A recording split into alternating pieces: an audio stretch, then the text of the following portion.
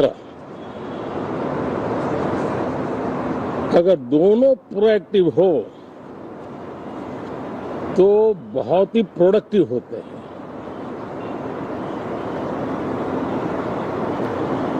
और दोनों को प्रोडक्टिव होते हैं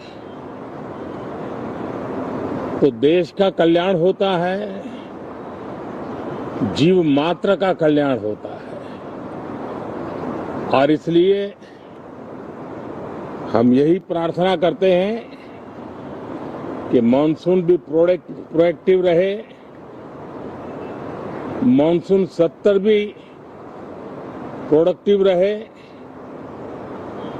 साथियों, पिछले एक महीने में देश ने अनेक सिद्धियां प्राप्त की है और देशवासी गर्व से भर जाएं, इस प्रकार की सिद्धियों का सिलसिला चला है।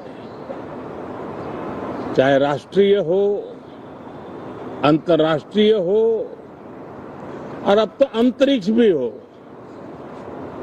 एक प्रकार से भारत के लिए गर्व के पल रहे हैं।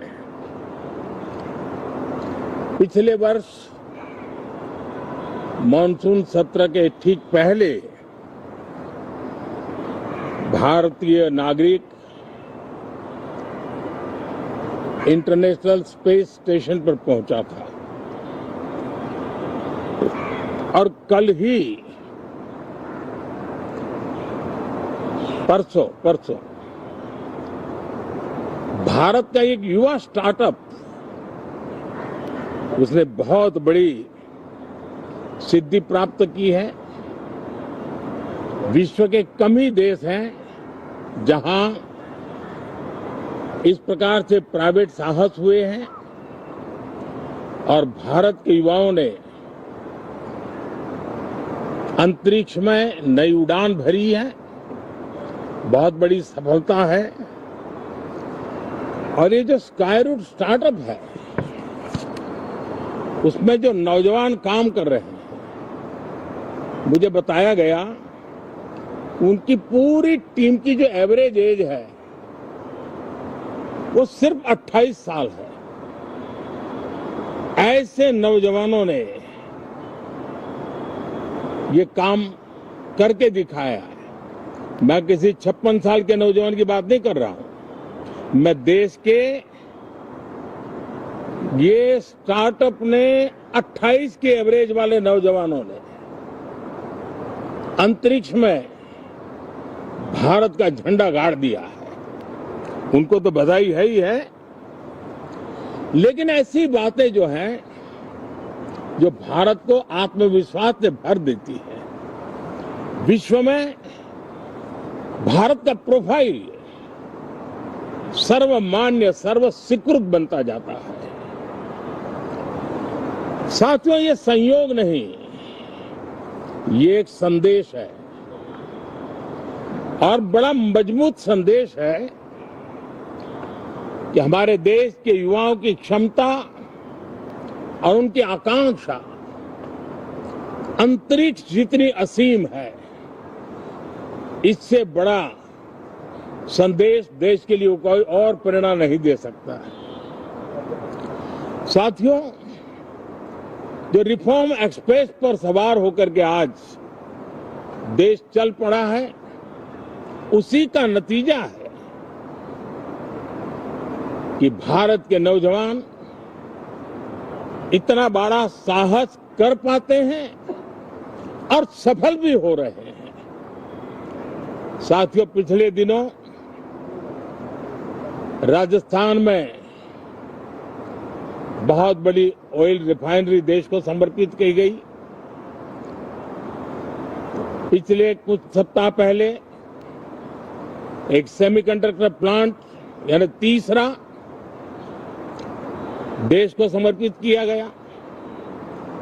अभी कुछ दिन पहले ग्रीन हाइड्रोजन से चलने वाली ट्रेन, और विश्व में बहुत कम देश ऐसे हैं कि जिनके पास ये सुविधा है, लेकिन भारत ने जो हाइड्रोजन ट्रेन देशवासियों को समर्पित की है वो सबसे ताकतवर इंजन वाली है और सबसे लंबी है। ये अपने आप में भारत के वैज्ञानिक, भारत के इंजीनियर्स, भारत के इनोवेटर्स, भारत के उद्यमी, भारत के श्रमिक, ये जो एक लक्ष्य लेकर के देश के लिए जी रहे हैं, देश के लिए काम कर रहे हैं, उसी का परिणाम है। साथियों, हम भली भांति जानते हैं और पूरी दुनिया चिंतित भी है, लगातार कहीं न कहीं युद्ध की स्थितियां बनती रही है। पश्चिम एशिया के युद्ध के कारण भारत जैसे देश जो एनर्जी के लिए औरों पर डिपेंडेंट है, उनके लिए ये पश्चिम एशिया का युद्ध एक बहुत ही बड़ा संकट का कारण रहा। Petrol, diesel, LPG, fertiliser, chemicals, हर विषय में अनेक बाधाएं, अनेक संकट आए। उसके बावजूद भी भारत 7.7% के ग्रोथ से दुनिया की मेजर इकोनॉमी में सबसे तेज गति से आगे बढ़ने वाला देश बन के रहा। ये भारत के सामर्थ्य का परिचायक है। भारत किस प्रकार से उत्साह और उमंग के साथ नई ऊंचाइयों को पार करना चाहता है, उसकी इसमें एक झलक है। और ऐसे में जब ये मॉनसून सत्र आरंभ हो रहा है, देश ने स्पीड पकड़ ली है और संसद का स्पिरिट उस स्पीड में नई ऊर्जा भर सकता है। सकारात्मक स्पिरिट राष्ट्र के लक्ष्यों को प्राप्त करने के लिए बहुत आवश्यक होता है। हमारे सदन में बहुत अनुभवी सांसद भी है, दल उनका कोई भी हो, लेकिन उनके पास एक लंबा अनुभव है। ऐसे समय में उनके अनुभव की, उनके ज्ञान की संसद को भी जरूरत है, देश को भी जरूरत है। और इसके लिए संसद का चलना, सार्थक चर्चा होना, मिलजुल करके देश को आगे ले जाने के संकल्प लेना, ये मैं समझता हूं कि बहुत ही समय की मांग है। एस्पिरेशन से भरे हुए देश के युवाओं की मांग है कि हम आगे बढ़े। आज समय की मांग है कि राष्ट्र निष्ठा से भरे हुए,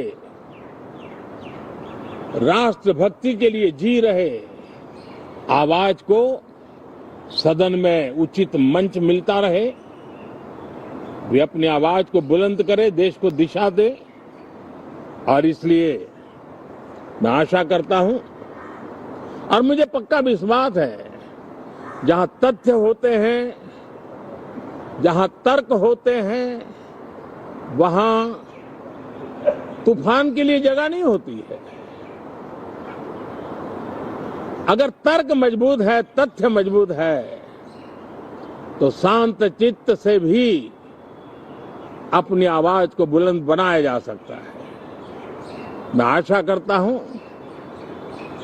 तर्क और तथ्य के साथ सदन की चर्चा को समृद्ध किया जाए, हर आवाज को अवसर मिले, हर विचार को सम्मान मिले। ये संसद की हमारी भूमिका है। मैं सभी सांसदों से बढ़ चढ़ करके इस सदन में हिस्सा लेने के लिए निमंत्रित करता हूं। आज सुबह स्पीकर महोदय जी ने भी सोशल मीडिया के माध्यम से देश के सांसदों का स्वागत करने के अपने भाव को व्यक्त किया है। मैं भी